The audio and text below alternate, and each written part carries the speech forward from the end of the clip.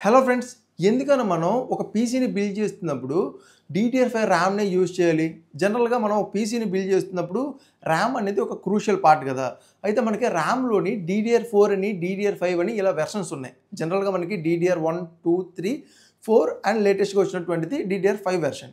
So, ఎందుకని మనం ఒక పీసీని బిల్డ్ చేస్తున్నప్పుడు DDR5 వెర్షన్ ఉన్నటువంటి ర్యామ్‌ని పిక్ చేసుకోవాలి అని చెప్పి మనకి సజెషన్ ఇస్తూ ఉంటారు. ఎందుకని మనం DDR5ని పిక్ చేసుకోవాలి, DDR4ని ఎందుకని పిక్ చేసుకోకూడదు అనేది నేను మీకు సింపుల్ టర్మ్స్‌లో చెప్పే ప్రయత్నం చేస్తా. ఫర్ ఎగ్జాంపుల్ మీరు ఒక కార్‌ని డ్రైవ్ చేస్తున్నారనుకోండి. ఒక నార్మల్ 2 లేన్ నార్మల్ రోడ్ మీద మీరు డ్రైవ్ చేస్తున్నారు. దాని మీద నుంచి మీరు ఇంకొంచెం ఫాస్ట్‌గా వెళ్ళడానికి ఒక హైవే మీదకి షిఫ్ట్ అయ్యారనుకోండి. హైవే మీద ఓవరాల్‌గా 4 లేన్స్ ఉన్నాయి. అంటే ఈచ్ సైడ్ 2 లేన్స్ చొప్పున ఓవరాల్ 4 లైన్స్ ఉన్నాయనుకోండి. అక్కడ మీరు ఓవర్‌టేక్ చేయాలంటే ఒక లైన్‌లోనేమో లారీస్ ఆ రోడ్ ఆ లైన్‌ని ఆక్యుపై చేసుంటాయి. రెండో లైన్‌లో మనకి ఆటోస్ గాని, బైక్స్ గాని, ట్రాక్టర్స్ గాని సంథింగ్ ఏవైనా ఉన్నాయనుకోండి. మీరు ఓవర్‌టేక్ చేయాలి అంటే గనక కొంచెం వెయిట్ చేయాల్సుంటుంది. ఓవరాల్‌గా ప్రాసెస్ అనేది కొంచెం డిలే ఉంటుంది. అదే మీరు ఒక నార్మల్ హైవే మీద నుంచి ఒక ఎక్స్‌ప్రెస్ వే మీదకి షిఫ్ట్ అయ్యారనుకోండి. అక్కడ మీకు ఓవరాల్ 8 లేన్స్ చూడడం జరుగుతాయి. అంటే ఈచ్ సైడ్ 4 లేన్స్ చొప్పున ఓవరాల్ 8 లేన్స్ ఉంటాయి. సో, దీంట్లోని ఒక లేన్‌ని లారీస్ ఆక్యుపై చేసినా, మరొక లైన్‌ని మన రెగ్యులర్‌గా ఆటోలు గాని, బైకులు గాని ఏవైనా ఆక్యుపై చేశాయనుకోండి. రిమైనింగ్ 2 లైన్స్ ఉంటాయి. ఒక లైన్‌లో ఒక కారు వెళ్తున్నా దాన్ని ఓవర్‌టేక్ చేయడానికి మనకి ఇంకొక లైన్ ఉంటుంది. సో, దీన్ని మనం ఓవర్‌టేక్ చేయొచ్చు అండ్ స్పీడప్ అవ్వడానికి మనకి అవకాశాలు ఉంటాయి కదా! ఎగ్జాక్ట్‌లీ ఇలాంటి సిట్యుయేషనే మనకి మన పీసీ ఏదైతే ర్యామ్స్ ఉన్నాయి కదా! వీటిలో చూడడం జరుగుతాయి.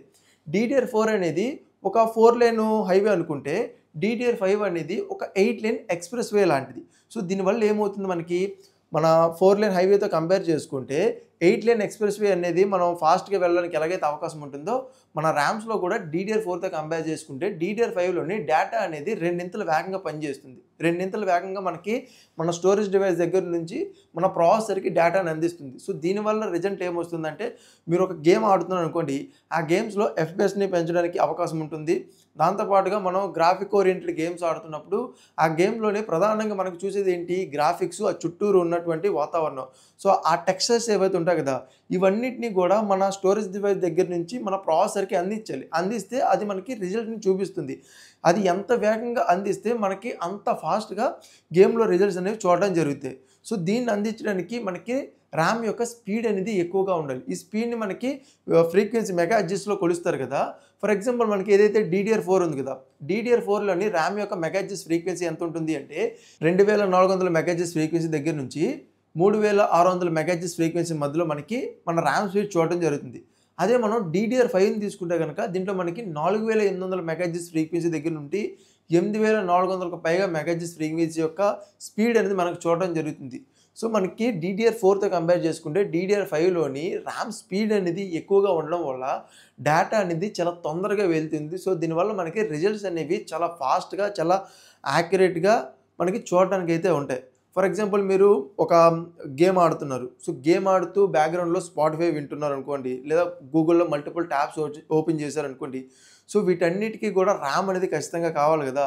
సో, ఈ ర్యామ్ అనేది వేగంగా ఉన్నప్పుడు మనకి రిజల్ట్స్ కూడా అంత వేగంగా ఉంటాయి. మనం మల్టీ టాస్కింగ్ చేస్తున్నప్పుడు గానీ, లేదా లైవ్ స్ట్రీమ్స్ చేస్తున్నప్పుడు గానీ, ఎట్ ఏ టైము ఒక 4, 5 పనులు చేస్తున్నప్పుడు హెవీ టాస్కింగ్ పనులు అక్కడ మనకి DDR4తో కంపేర్ చేసుకుంటే DDR5 అనేది ఎక్కువ డేటాని ట్రాన్స్‌ఫర్ చేయగలుగుతుంది కాబట్టి, ఇది మొత్తంగా హ్యాండిల్ అయితే చేయగలుగుతుంది. అందుకని చెప్పి మీకు ఏవైతే పీసీ బిల్డ్స్ 2026లో లేదా 25 ఎండింగ్ మనకు ఆల్రెడీ ఉన్నాం కాబట్టి 2026లో మనం ఒక పీసీని బిల్డ్ చేసుకున్నప్పుడు ఖచ్చితంగా మనకి DDR5 ర్యామ్‌ని సజెస్ట్ అయితే చేస్తారు.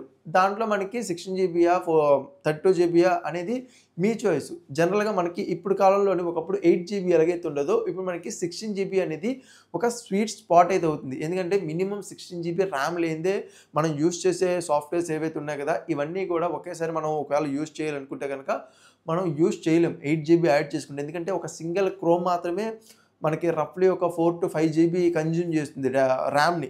సో, ఒక గూగులే ఇంత కన్జ్యూమ్ చేసినప్పుడు మనకు గేమ్స్ ఉంటాయి. రిమైనింగ్ సాఫ్ట్‌వేర్స్ అన్నీ ఉంటాయి కదా! సో, వీటన్నిటికి కూడా మనకి ర్యామ్ అనేది ఉండాలి. లేదంటే ఓవరాల్ సిస్టమ్ లాగ్ అయితే అవుతుంది. సో, దానికోసం మనకి DDR5 అనేది ఒక బెటర్ ఆప్షన్ అయితే అవుతుంది. సో, మీరు ర్యామ్‌ని తీసుకుందాం అనుకున్న DDR5 బట్ ఏ బడ్జెట్‌లోనే ఒక పీసీని బిల్డ్ చేద్దాం అనుకున్నారు? ఒకవేళ మీరు ఆ కన్‌ఫ్యూజన్‌లో ఉంటే మాత్రం ఈ వీడియోని చెక్ చేయండి.